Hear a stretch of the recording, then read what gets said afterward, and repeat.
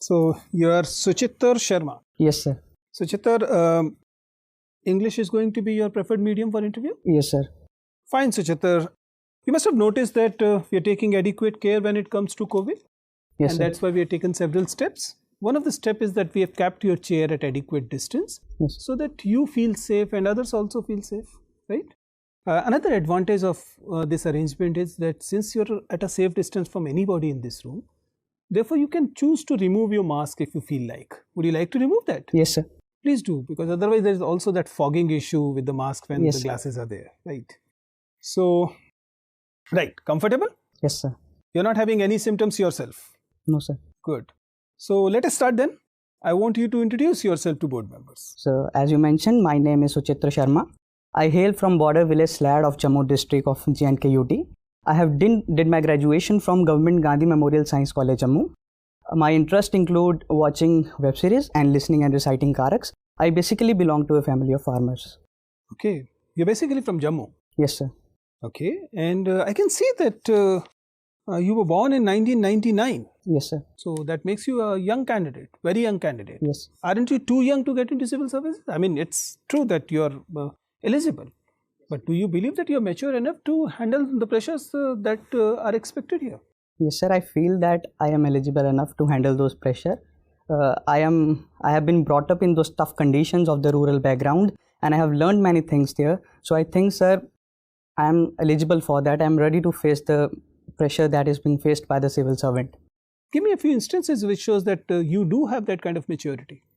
So from the very beginning, as I mentioned, my house is distantly located from my school also. I hail from border village. So distance from my school to my from my house to my school was around 30 kilometers. I used to travel regularly from class 4th till class 12th. And after that, when I moved to my graduation, my college was more distantly located. So it was around 35 kilometers from my house. So I used to, for first 2 years of my college, I used to go by bus. So I have that condition, I have faced that situation, that how to handle pressure. And side by side, I was preparing for civil services. I was managing my college work. So, and simultaneously in my first attempt, just after my graduation is over, I cleared civil services. So I think I have felt that pressure, and I'm ready to face the pressure that is actually being felt by the civil servant. Okay. So Chitter, you're coming from Jammu. Yes, sir. Jammu, after that decision, has become a UT. Yes, sir. Like Kashmir and Ladakh is. Yes, sir. If I ask you to compare the UT of Jammu in comparison to Delhi, which is state UT or UT, can you point out to what exactly are the point of differences? So more or less, both are union territories. So major difference that lies that in case of Jammu and Kashmir, except land, all other subjects will be controlled by central government. And in case of New Delhi, all the subjects are controlled by central government. So we have autonomy in case of land. Decision related to land can be taken by state legislature, whereas in case of Delhi, it cannot be taken by state legislature. Jammu has a state legislature? So yes, it has state legislature, but till now it has no elections have been taken place. Delimitation Commission is working. So in few months, or we can say after 6 months, we can see state legislature. Thereafter, the delimitation work will be over. What exactly is the rationale of having UTs nowadays? Union territories. The very idea of territories is so colonial, isn't it? We have a union territory of, say, Andaman and Nicobar, a place which is thousands of kilometers away, being administered by Delhi. It looks more like colonialism. What is your take? Although, sir, the setup was during the colonial times, but as I feel that earlier, as we know that Jammu and Kashmir it was a erstwhile state. Now it has been broken down into union territory. So the reason was that the past setup that was created by the center was not working well.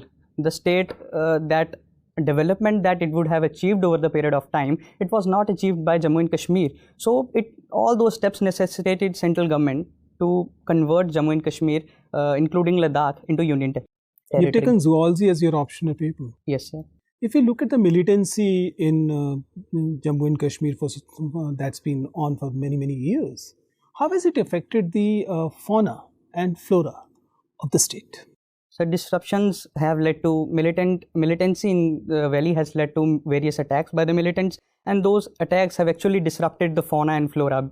Kashmir has a fragile flora as well as fragile fauna. So even anything that occurs as violent, it is going to affect that area. So, but that seems too general a statement.